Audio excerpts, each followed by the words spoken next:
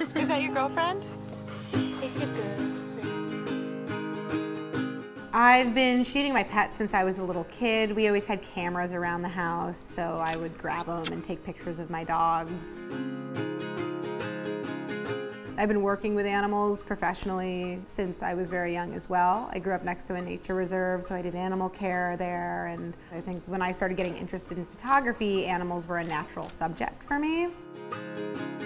So my work is totally unpredictable. I think that's something that I love about it. I never know what to expect. From like one week to the next, I don't know what gear I'm gonna have to be in.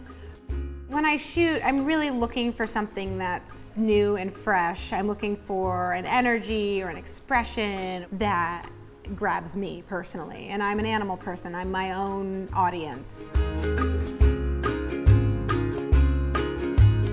Being an animal photographer in Portland is pretty awesome. I'm not just limited to pets here. I can go out into the forest really easily. I do a lot of hiking and camping. I have a great studio in town. People love their animals here. They're pretty obsessed with their dogs especially, so that gives me an unlimited supply of models. Outdoors, I think animals are obviously much more comfortable. Most animals are used to being out in nature. Not a ton of animals have ever been in the studio before.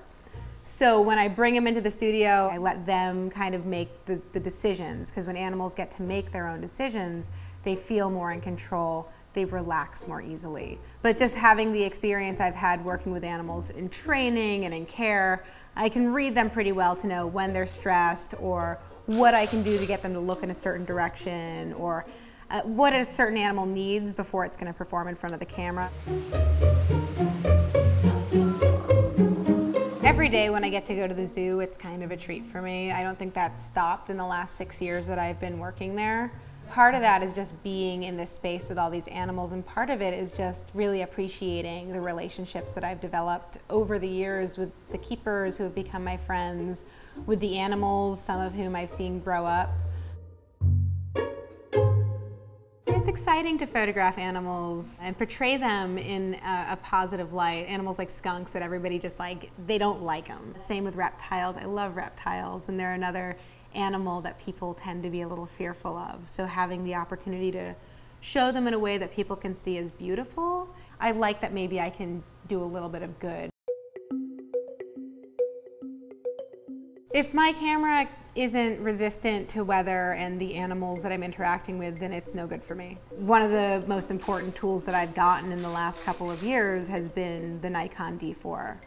I used it to shoot shake 10 frames per second, and having 10 frames a second, I can go back and edit through those shots.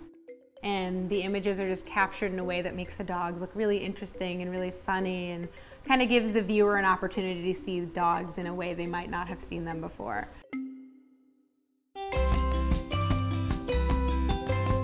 So some good tips for getting a great shot when you're out with your pet. You know, always bring treats, because animals like treats no matter where they are, I find. Let your pet run around. Get some great shots of it just acting like an animal. Look for nice backgrounds, look for areas that you think would be really beautiful. Even if you just have a neighborhood park, you don't need to be in the middle of the wilderness. You can just go to the park and take different original photos for every season. What are you eating?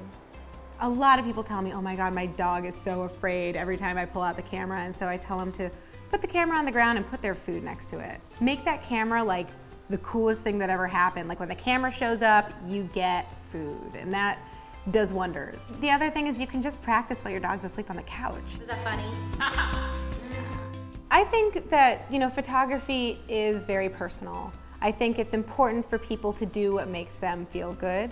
For me, you know, that becomes sharing these images and having this interaction with my fans, and hearing their stories of how it inspired them to want to shoot a certain way or try something. That makes me really happy. That said, if somebody shoots and they just want to take that picture and, you know, look at it every once in a while to preserve a memory or a moment, I think that's fine too. So I think it's very personal.